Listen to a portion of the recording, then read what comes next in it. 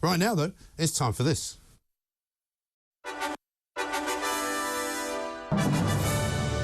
The world of woke. I've really missed the world of woke, but it hasn't gone away. You might think that the world of woke was on the retreat, but it clearly is not. And up in Scotland, where we've just seen Donald MacLeod talking about the teachers' strike, or the school strike in one way or another, there's a story today about Dundee. And Dundee is the home of many things. Dundee is the home of a lot of jam. Dundee is the home of an awful lot of industry. It's also the home, of course, of the Beano, because the Beano was created in the offices of Dundee's, what do you call it, I suppose, premier publishing company. And Dennis the Menace was, of course, one of the things that they also created.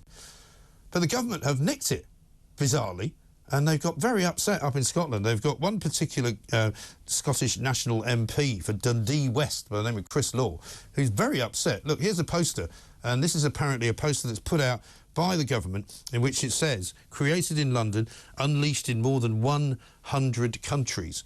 And that is, of course, a reference to what you can see there is Dennis the Menace. The new billboard campaign features computer-generated images of Dennis and his faithful dog, Gnasher. Now, of course, unfortunately, they have got this a bit wrong. But is it really cultural appropriation, which is what this guy says it is? He says this statement is utter garbage. He says Dundee City created Dennis the Menace and Gnasher through the publishers D.C. Thompson. He says cultural appropriation is a desperate measure to claim credibility. Well, I mean, it's an easy mistake to make. It could well be that somebody who wrote the advert, who wrote the slogan, created in London, was thinking that all things come from London. And whereas when something does come from Dundee, you should really give it absolute and utter credence. But I think Chris Law has gone a bit over the top. I mean, branding it cultural appropriation is garbage in itself because, of course, you can't steal something from the same country. You know, you might say the culture in Scotland is different from this culture in England. It's not that different. It's not like they're two separate nations, is it?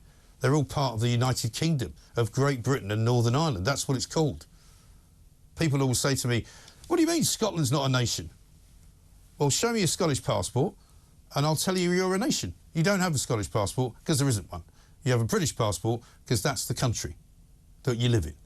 So stop getting your knickers in a twist, tartan or otherwise, about a billboard which has been put up by the government saying Dennis the Menace is from London.